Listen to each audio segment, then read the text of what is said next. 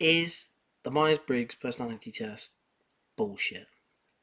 I don't think it is, but I want to dig deeper. I want to see which leaders have which personality type, and if there is a best one to have. Some of them sound better than others, but I wonder if there is an actual best one to have for a specific type of leadership.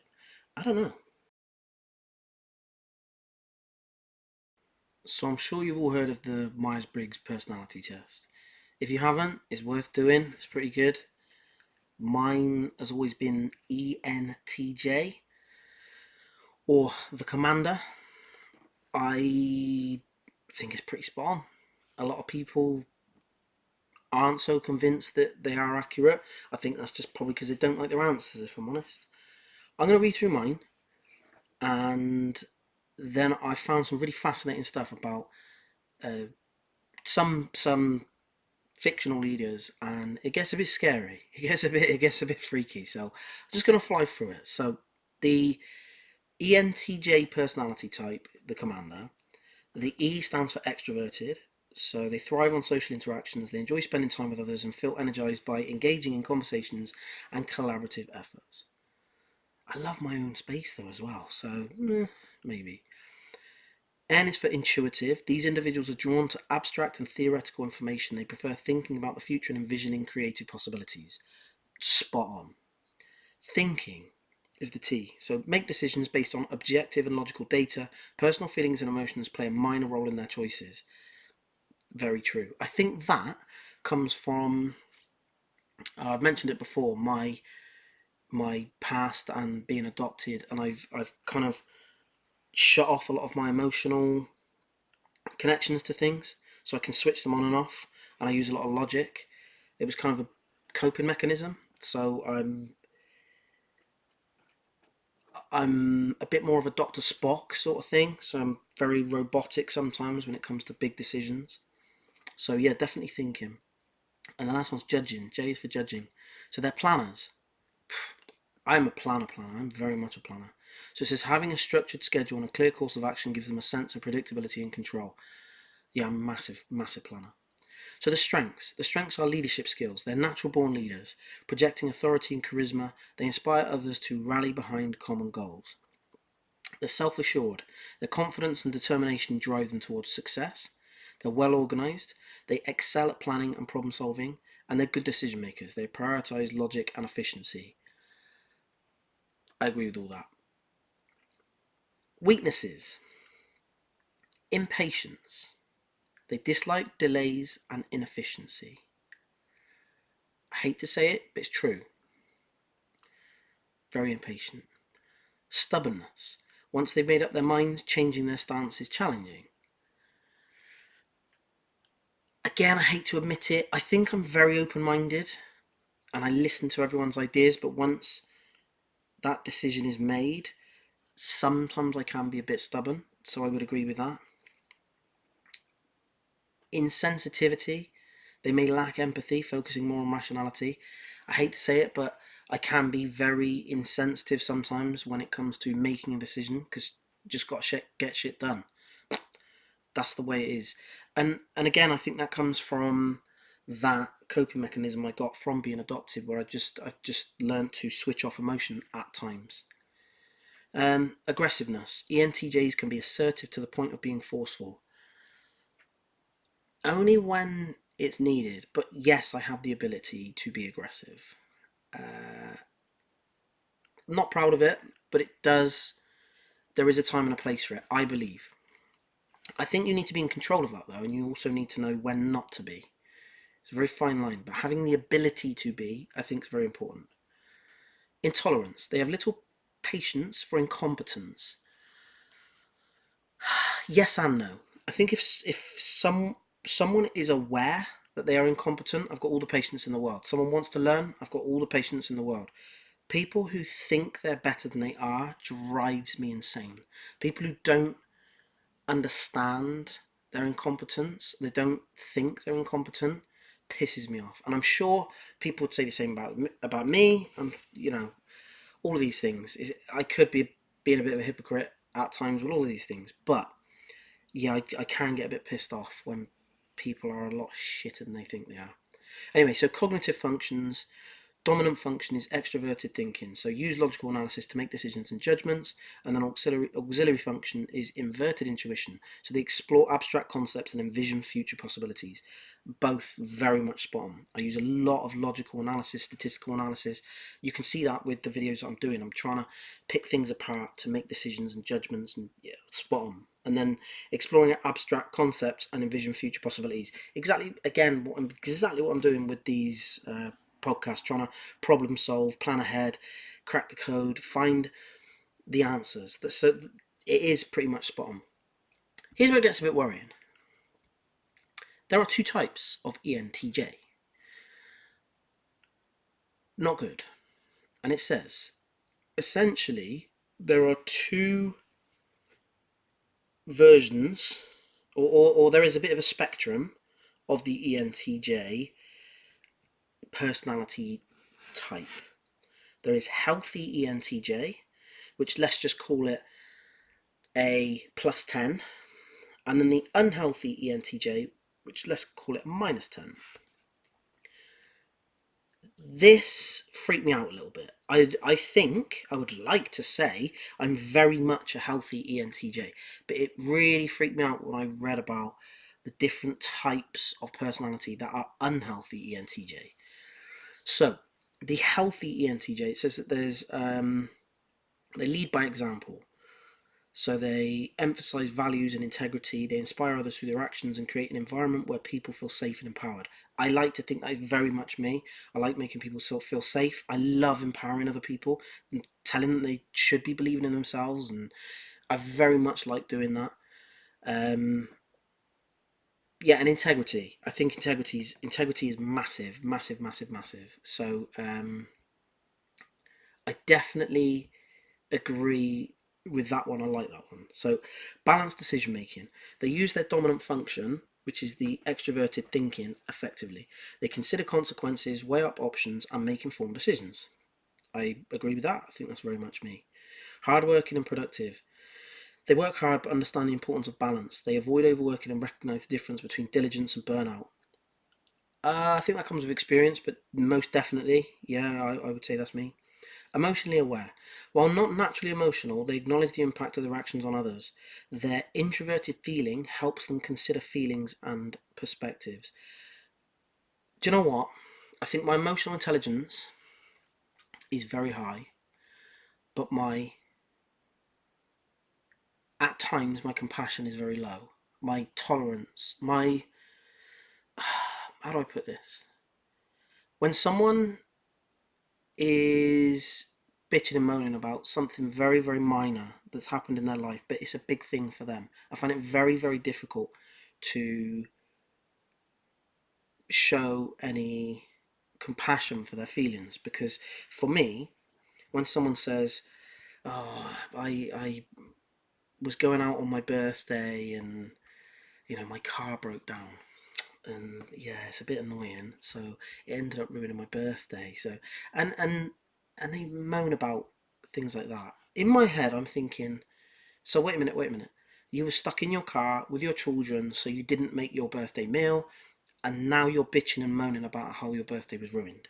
In my head, shut the fuck up, because there are people in Gaza right now it's their birthday and they're pulling their dead children's bodies from underneath the rubble where they've been bombed. People in war zones everywhere where their kids are getting slaughtered and murdered, and I can't even comprehend that. I can't comprehend what it must be like to go through that. So, have I got any right to moan whatsoever? No. For me, I've got no tolerance for anyone that bitches and moans about a first world problem. I find it very difficult to show any compassion to someone who moans about something minor. Something minor. Oh, I wanted to have a sandwich and all the bread was gone, or the bread was mouldy and it's just ruined my day. I think, shut the fuck up. I hate it. So, yeah, I definitely say that that is a bit of an issue for me, but again, with my background, it is what it is. So, respecting boundaries, they maintain moral boundaries even when pursuing goals. They avoid impulsive, immoral behaviour. Yeah, I agree with that. Now here's the unhealthy ENTJ, and this is where it got a bit freaky, and I was like, damn, this is scary that I'm glad I'm on the healthy end. But this is where it gets a bit freaky. So it says, um, an unhealthy ENTJ will be, it says, TC loop. They become reckless, ignoring their introverted intuition. Their decisions lack perspective, leading to chaos. Uh, yeah, that's not me. I'm glad that's not me. Moral boundary violations. Unhealthy ENTJs may disregard their moral compass. They engage in impulsive, selfish, or even illegal actions, stepping over their usual boundaries. Again, this is where I would say I'm very much not this, because, thank God, because uh, I've got very high morals, and I believe that everyone should be protected when they need it, regardless of if it's the strongest person in the world or the best leader in the world. At times, everyone needs protecting, and it is your duty when that person needs it to be there for them if you have the ability to. So I think that, yeah, that's definitely not me, this one. The moral boundary violations. So consistent burnout. They push themselves relentlessly, celebrating burnout as a badge of honour. This negatively impacts their personal lives and work. That's not me. That's not me. I know that I perform better when I'm rested and I've spent time with my family. But I will, when I'm with my family, I'm with my family. When I need to recharge, I'm recharging. It sounds mad, but my wife hates it. I will say, right, I need to plan in my diary, in 2 weeks' time, these 3 hours is I'm gonna relax and I'm gonna spend time. And she's like, how can you just plan rest? And I'm like, I have to plan it. I have to I have to know in advance the times that I'm working at this time, 3 till 5, and then I've got family time 5 till 7, and I'm working 7 till 9. And she's just like, you're mad. Can't you just have a day off? Nope. I've got to plan in my rests so I can switch off. I fully switch off. I fully disengage. That way I'm not tempted to drift in and out. I'm like, nope, I get back to work at 7, and because I know I'm working again at 7, I can fully switch off. So I have to plan it in advance so I don't get the burnout. I skate on the edge of it, definitely, and sometimes I do over push it, but I think that balance is super important. So next one is emotional disconnect. They become ruthless, unyielding, and egocentric. Their FI turns inward, making them insensitive to others' feelings. Do you know what? I've always seen there are certain characters, fictional characters, and I've seen them and thought, oh, if the wrong thing had happened to me on the wrong day when I was younger, I could have gone down that road. I could have become, the Joker from Batman. I could have gone down a dark path, but I didn't. I didn't. So yeah, I can fully understand this one, the emotional disconnect. I'm glad I don't have that, but I can see it. Ego-driven behaviour. They may use anger, intimidation, or manipulation to achieve their goals. Their ego dominates, hindering growth and collaboration. That's not me. That's not me. When it says they may use anger, intimidation, or manipulation to achieve their goals, anger and intimidation, no. Manipulation for the greater good, potentially, maybe. I did in one of my other videos. I discussed. Sorry, one of the other podcasts. I did discuss manipulation versus persuasion, and how there was a professor who discussed manipulation, and he said manipulation is inherently bad and persuasion is inherently good. And I thought, I don't agree with that, because I think persuasion is trying to push someone towards something, kind of like peer pressure, whereas manipulation is like the film Inception, where you're convincing someone to do something, make them think it's their idea, but they don't know that you've convinced them to do it. For me, that's manipulation. And I think with the power of manipulation is, it comes with responsibility to use it for good. So it's a power that can be used for bad, but I think if you use it for good, then you are, it's up to you as the user to wield that power for good. So I think manipulation can be used for good. If you are, if someone doesn't want to make the right decision, you can. This is where it gets really, really. People say, is it right, is it ethical to do this? But if someone is bad and you convince them to do something good, you manipulate them, not convince them, you manipulate them into doing something good. Am I bad for manipulating them, the bad person, to do good? Or do I have a duty to do that because I have the ability to do that and they are inherently bad and they're going to do something bad and I've manipulated them out of it? So I think it's how you use that. You can use it for your own gain, but I don't think you should unless it is for the greater good. So anyway, moving on. Some of the personalities that I saw which freaked me out a little bit. One of them was, so looking at these, they're fictional personalities, some of them. So we've got Mufasa from The Lion King. He is an ENTJ, and I thought, oh, cool, my favourite film, my favourite character. When I was young, I, as I've said, being adopted, that was my fantasy. I think was I wanted a dad like Mufasa. I wanted that regal, powerful, protective, noble. I wanted that. That was what I wanted my father to be.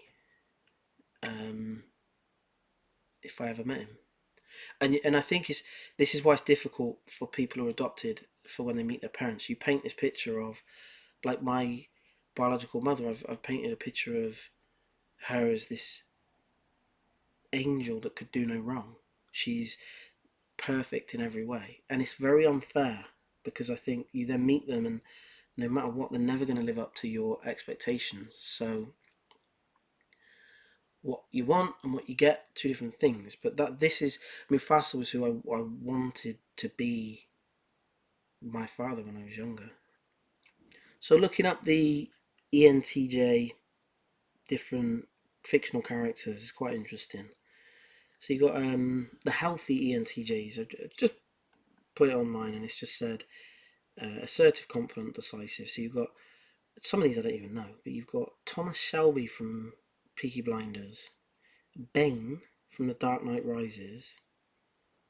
I mean, do I really want that? Patrick Bateman from American Psycho, Cruella de Vil. I'm not sure these are healthy. I don't know if this is a bad thing.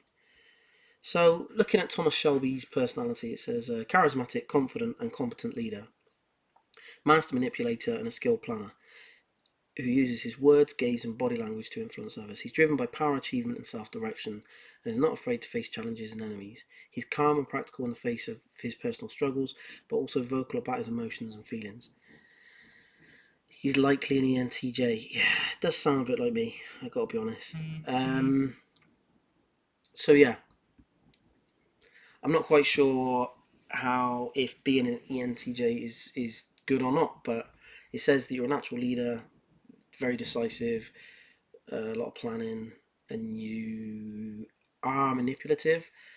I would say can be manipulative. I think that's the difference. You've got the skill to be like that, but you just know when to use it and when not, and only use it for good. So interesting. Like I said, I just found I didn't realize there were healthy and unhealthy ENTJs. I would love to do some more research on other leaders from the past who are ENTJ, just for my pure interest. And I think looking at different leaders of the past who were deemed as good, and again, it depends on what you mean as good. Successful, does that mean good? Uh, Leader who had longevity, does that mean good? I don't know. It depends on your definition. But I do want to look at, let's just call them uh, known leaders, famous leaders, leaders of the past, and just see what they all have in common. So that's something I'm definitely going to look up as well. Again, the problem is a lot of people say that the Myers-Briggs is a bit bullshit, but I do think it'd be interesting to look at, just go down that path and see what the results are.